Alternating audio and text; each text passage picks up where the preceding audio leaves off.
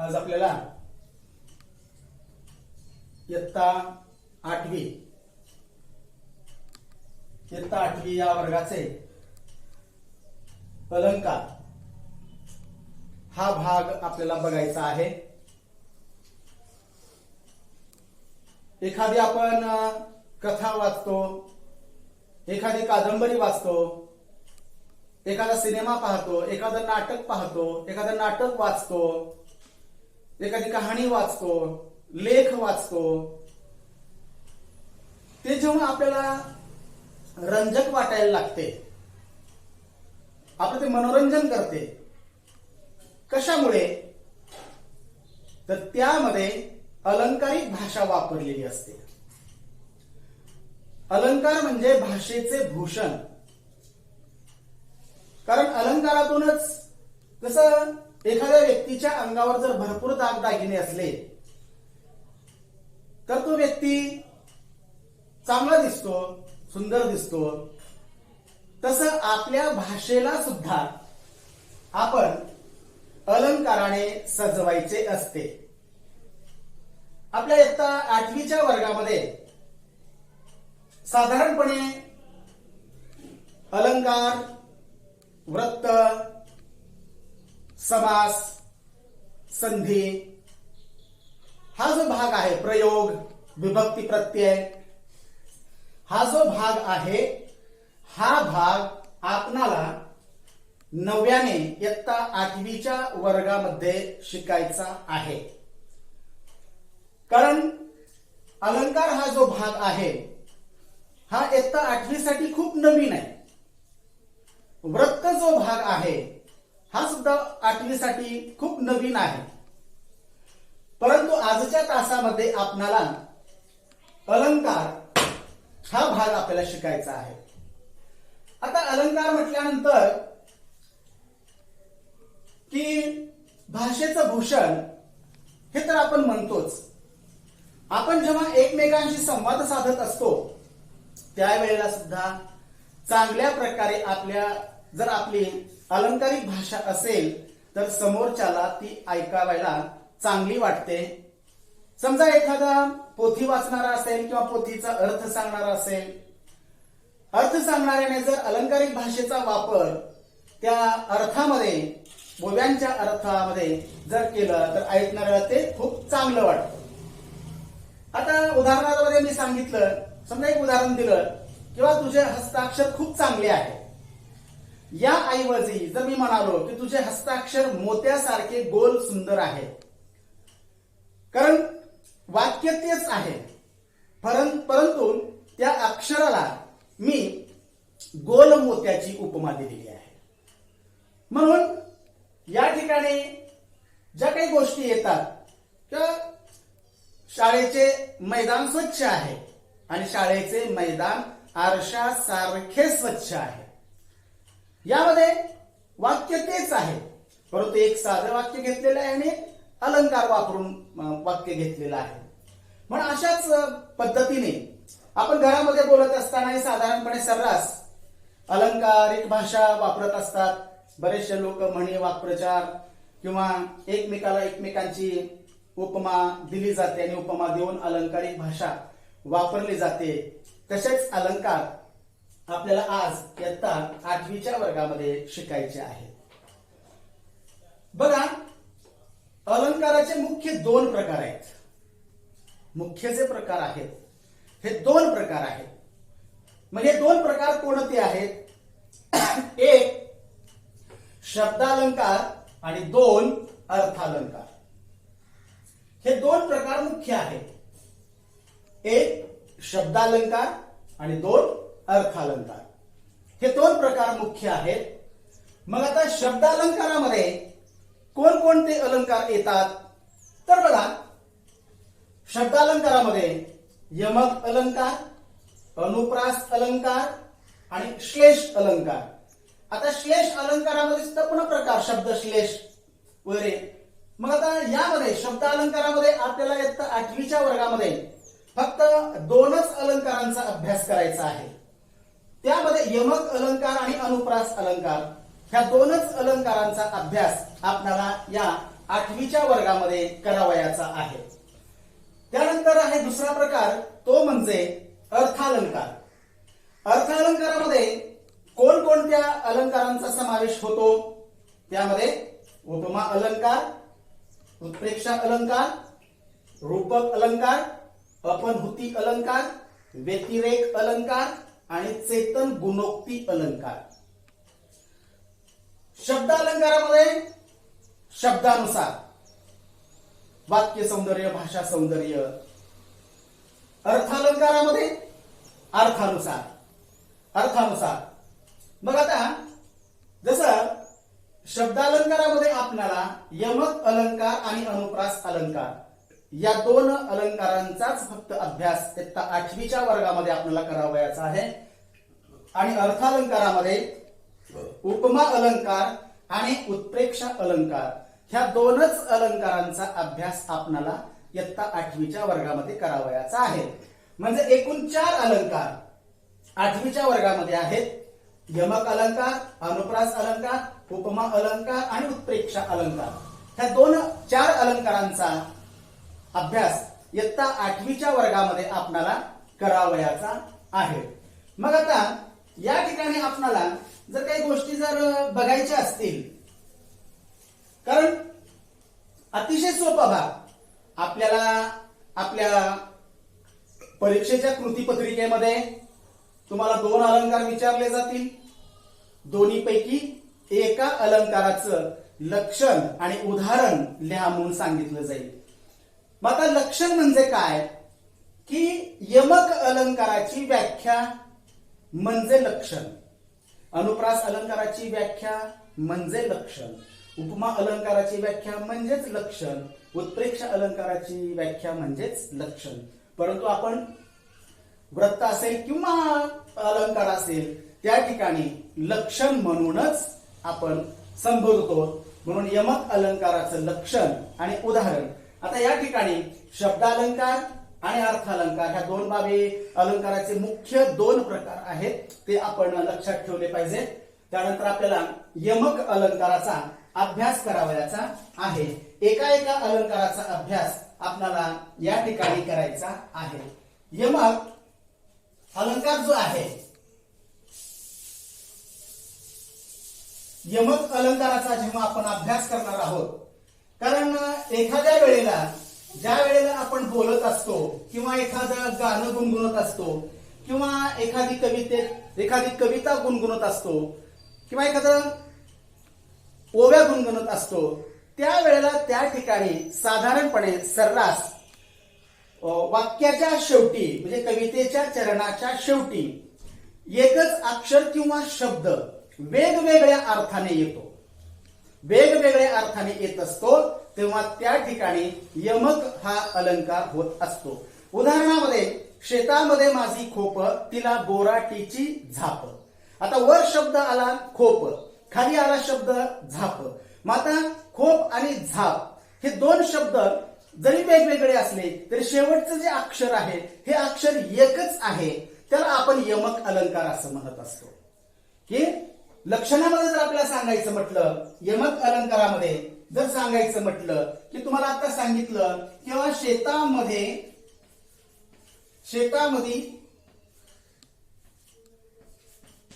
शेतामध्ये माझी खोप, तिला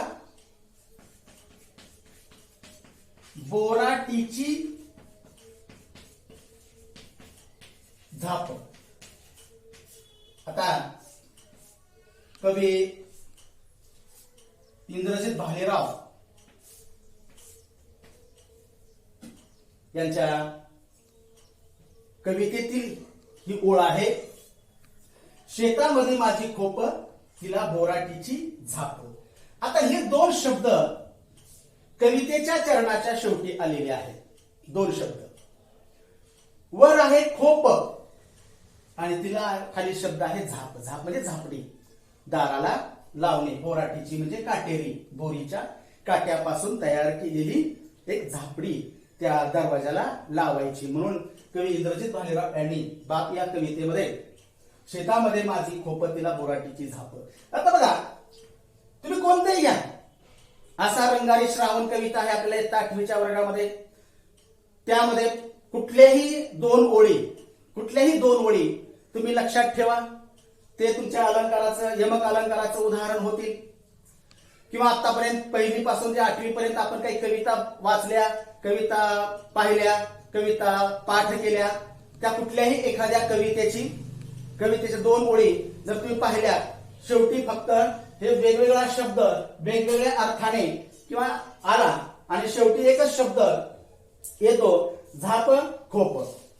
मग आता हे जे आपण पाहतो, आता उदाहरणामध्ये ज्या वेळेला आपण एखादा असा रंगारी श्रावण ह्या कवितेचा जर आपण अभ्यास करायला लागलो तर बघा, किंवा विद्याप्रशंसेचे कोणत्याही दोन ओळी जरी घेतल्या तरी त्या सुद्धा यमक अलंकाराचं उदाहरण होऊ शकतात. त्यानंतर कुठली आपली कविता पाहिली तर आता बघा, असा रंगारी श्रावण ही जर कविता आपण पाहिली, या कवितेचा कोणत्याही दोन ओळी जर आपण पाहिलं, उदाहरणामध्ये असा रंगारी श्रावण रंग उधळीत येतो, सृष्टीचा गा चित्रकार हिरवा देखावा रेखितो. आता येतो आणि रेखितो हे यमक अलंकार झाले. येतो आणि रेखितो. उदाहरण दुसरा, झुले पोरींचा झुलया असे टांगतो झाडाला, देतो झुलता झुलता लय पोरीच्या गाण्याला. वर आला झाडाला शब्द, खाली आला गाण्याला शब्द, झाडाला गाण्याला. मग आता असे जे काही काव्य आहे हे कोणत्याही, मी म्हणत नाही तुम्हाला की याच ओळी तुम्ही मुखपाठ कराव्यात, परंतु लक्षण आणि उदाहरण ह्या दोन्ही गोष्टी अलंकारामध्ये तुम्हाला मुखपाठ कराव्या लागतील.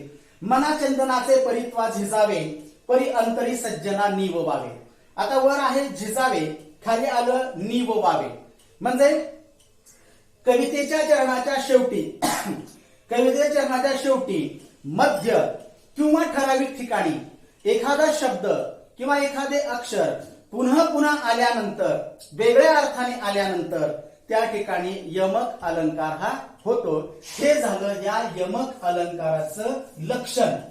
एखादा शब्द कवितेच्या चरणाच्या मध्ये किंवा ठराविक ठिकाणी किंवा शेवटी एखादा शब्द किंवा एखादे अक्षर वेगवेगळ्या अर्थाने जर आले तर त्या ठिकाणी यमक अलंकार हा होतो. म्हणून अतिशय सोपा हा यमक अलंकार. तुम्ही कोणत्याही कवितेच्या ओळी मुखपाठ करा. आणि शेतामध्ये माझी खोप तिला बोराटीची झाप, किंवा मी आता सांगितलेले असा रंगारी श्रावण किंवा विद्याप्रशंसा वगैरे ज्या आहेत, या कवितेचं किंवा गे माये भू तुझे मी फेडीन पांगसारे हे जे आहे कविता, ह्या कवितेचे सुद्धा ओळी यमक अलंकारामध्ये येतात. आणि यमक अलंकाराचा जो अभ्यास आहे तो अभ्यास आपणाला करावयाचा आहे. यानंतर आपणाला दुसरा अलंकार बघावयाचा आहे, तो म्हणजे अनुप्रास अलंकार.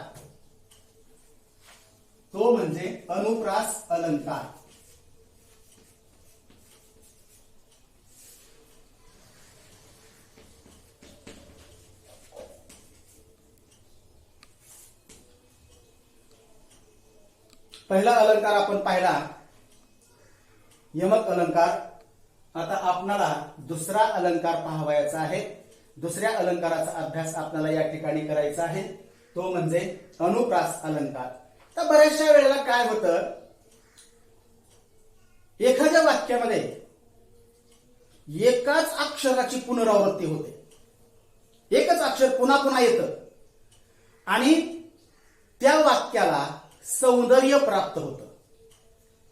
एखादं अक्षर जर वाक्यात किंवा कवितेच्या चरणामध्ये एकाच अक्षराची पुनरावृत्ती होते, एकाच अक्षराची पुनरावृत्ती, एकच अक्षर पुन्हा पुन्हा येतं आणि त्या अक्षराची पुनरावृत्ती होते आणि त्यातील नादामुळे त्या वाक्याला सौंदर्य प्राप्त होते. त्या वाक्याला सौंदर्य प्राप्त होते. अशा वेळेला अनुप्रास हा अलंकार होत असतो. पुन्हा एकदा नीट ऐका. एखाद्या वाक्यात किंवा कवितेच्या चरणात एकाच अक्षराची पुनरावृत्ती होत असते, त्यामुळे त्याला सौंदर्य प्राप्त होते अशा वेळी अनुप्रास हा अलंकार होतो. मग आता उदाहरणामध्ये काय आहे बघा. गाडी, गडी, गाडी, गडी, गुडगुडी, हातात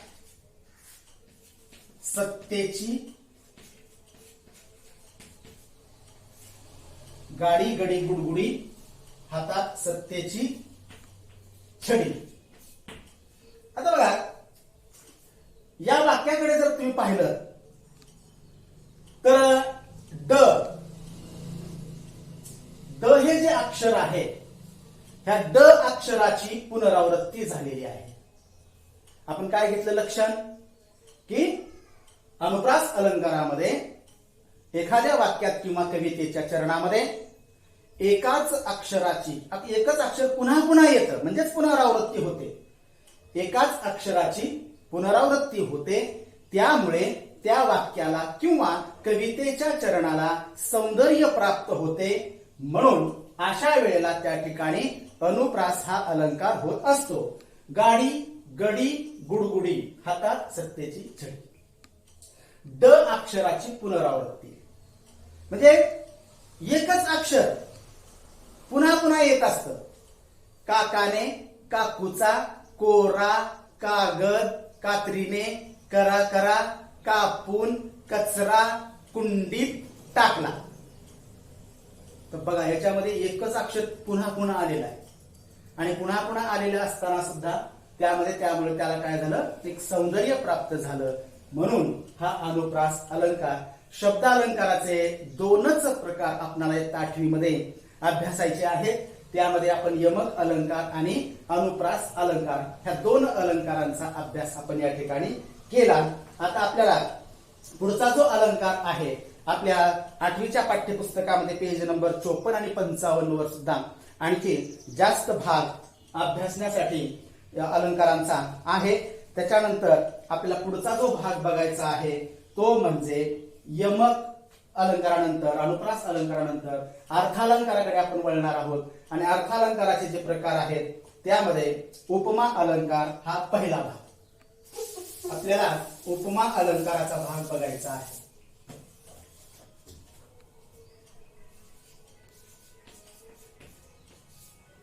उपमा अलंकार.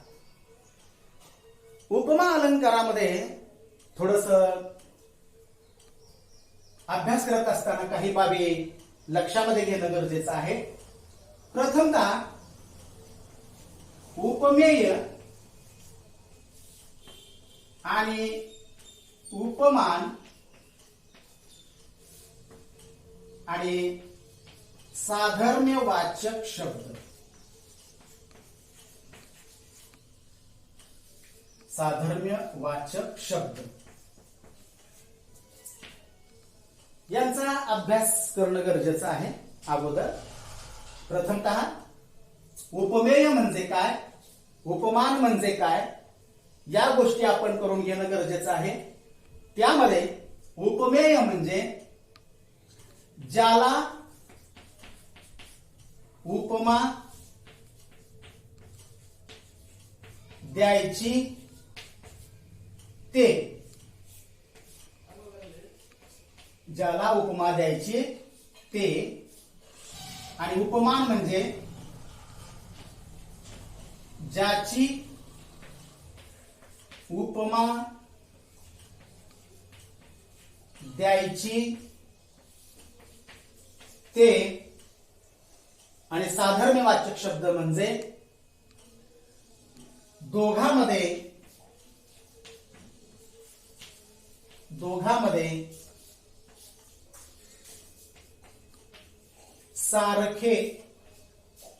सारखेपणा दाखवणारा शब्द. सारखेपणा दाखवणारा शब्द. पुन्हा एकदा नीट बघा कारण हे खूप महत्वाचं आहे. हे तुमच्या लक्षामध्ये आलं पाहिजे अगोदर. कारण ज्या वस्तूला आपल्याला ज्याला उपमा द्यायची आहे म्हणजेच उपमेय, ज्याला उपमा द्यायची आहे, ज्याला उपमा द्यायचे ते उपमेय, ज्याची उपमा द्यायची ते उपमान, आणि दोघांमध्ये उपमेय आणि उपमान या दोघांमध्ये सारखेपणा दाखवणारा शब्द म्हणजे साधर्म्यवाचक शब्द. एक उदाहरण दिल्यानंतर तुमच्या लगेच लक्षामध्ये येईल की लगेच आपल्याला कळेल की उपमेय कोणता आहे, उपमान कोणता आहे आणि साधर्म्यवाचक शब्द कोणता आहे. लगेच आपल्याला एखादं उदाहरण जर आपण पाहिलं तर अशी उदाहरणं आपल्याला भरपूर घेता येतील, उदाहरणे भरपूर घेता येतील. कारण आता बघा, तुझा चेहरा चंद्रा सारखा आहे. आता इथे उपमेय कोणता आहे? चेहरा, तुझा चेहरा. उपमेय तुझा चेहरा, उपमेय. उपमान काय आहे? चंद्र. आणि चेहरा आणि चंद्र ह्या दोघांमध्ये हे दोन्ही सारखेच आहेत असं दाखवणारा कोणता शब्द? सारखा. आता बघा, उपमेय आहे चेहरा, तुझा चेहरा उपमेय. उपमान आहे, कशाची उपमा दिली? चंद्राची. म्हणून चंद्र हे उपमान आहे. चेहरा उपमेय, चंद्र उपमान, आणि ह्या दोन्ही मध्ये सारखेपणा दाखवणारा शब्द आहे म्हणून सारखा हे या ठिकाणी साधर्म्यवाचक शब्द आहे. त्यामध्ये दोन्ही साम्य आहे, सारखेपणा आहे. म्हणून हे तुम्हाला लक्षामध्ये ठेवावं लागेल की ज्याला उपमा द्यायचे ते हे उपमेय आणि ज्याची उपमा द्यायची ते उपमान, आणि दोन्हीमध्ये उपमेय आणि उपमान यांच्यामध्ये जो सारखेपणा दाखवणारा शब्द आहे तो म्हणजे साधर्म्यवाचक शब्द. हे लक्षात ठेवायचं, हे विसरायचं नाही, हे कधीच तुम्हाला विसरायचं नाही.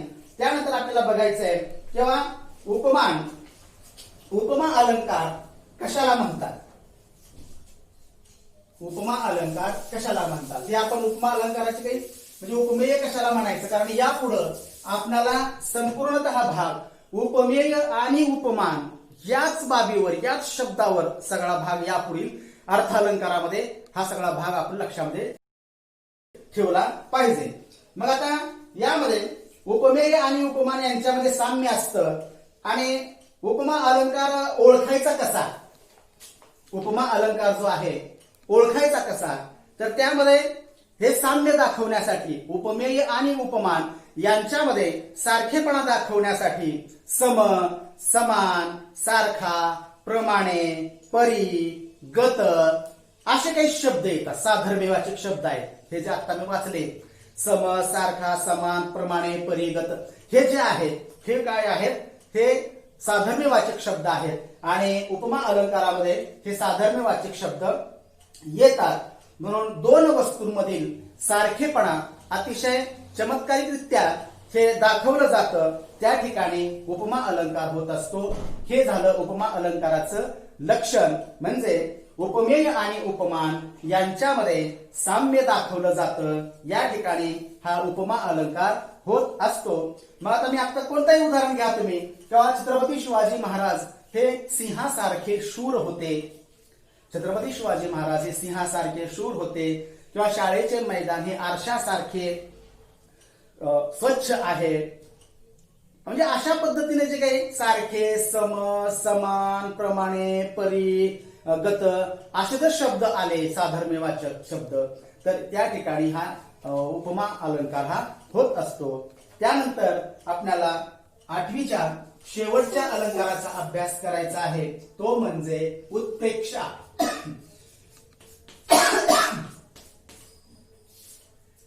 उत्प्रेक्षा अलंकार. या उत्प्रेक्षा अलंकाराचा अभ्यास आपल्याला करायचा आहे. आपल्याला अलंकार 8वी साठी एकूण फक्त 4च अलंकार आहेत आणि या 4 अलंकारांचा अभ्यास आपल्याला करायचा आहे, कारण आपल्याला परीक्षेच्या दृष्टिकोनातून खूप हा भाग महत्वाचा आहे. आता बघा, उपमेय वैशिष्ट्य काय आहे? उपमेय जणू उपमानच.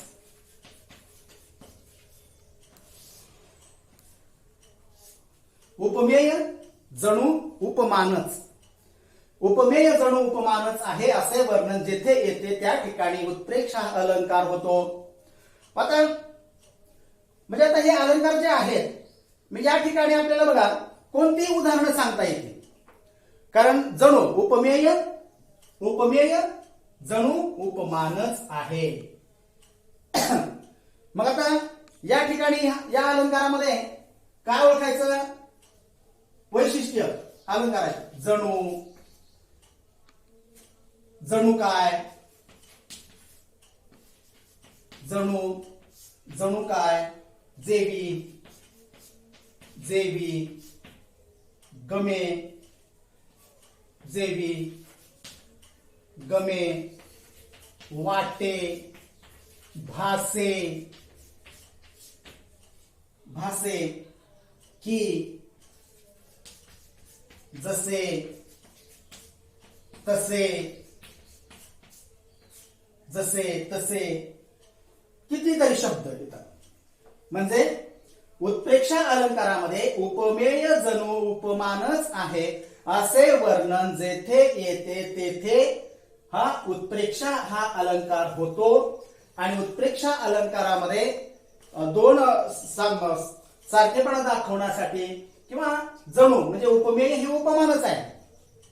जणू, जणू काय, जेवी, गमे, वाटे, भासे, की, जसे तसे अशा शब्दांनी या उत्प्रेक्षा अलंकाराची उदाहरणे ही जोडलेली असतात. आणि अशा वाक्यामध्ये हे जर शब्द आले, जणू, जणू काय, जेवी, गमे, भासे, वाटे, हे जर शब्द आले तर आपण समजावे की साधारणपणे या ठिकाणी उत्प्रेक्षा अलंकारच आहे. उदाहरणामध्ये आईचे प्रेम म्हणजे जणू सागरच. उदाहरण आहे, आईचे प्रेम म्हणजे जणू सागरच. आईचे प्रेम म्हणजे जणू सागरच. मग आता या वाक्यामध्ये जणू, जणू हा शब्द आलेला आहे आणि आईचे प्रेम म्हणजे जणू सागरच. उपमेय, उपमेय, उपमान म्हणजे हे उपमेय हे उपमानच आहे. हे उपमेय हे उपमानच आहे असे वर्णन या ठिकाणी आलेले आहे. म्हणून या वाक्यामध्ये उत्प्रेक्षा हा अलंकार होतो. म्हणजे ह्या जी गोष्टी आहेत त्या या सगळ्या बाबी उत्प्रेक्षा अलंकारामध्ये आहेत. उत्प्रेक्षा अलंकार आणि उपमा अलंकार हे दोन अलंकार आपल्या 8वीच्या पाठ्यपुस्तकामध्ये पेज नंबर 62 आणि पेज नंबर 63 वर दिलेले आहेत. या पद्धतीने चारही अलंकारांचा अभ्यास तुम्हाला अतिशय व्यवस्थितरित्या करावयाचा आहे. आणि हे अलंकार, लक्षण आणि उदाहरणे तुम्हाला मुखपाठच करायचे आहेत. धन्यवाद.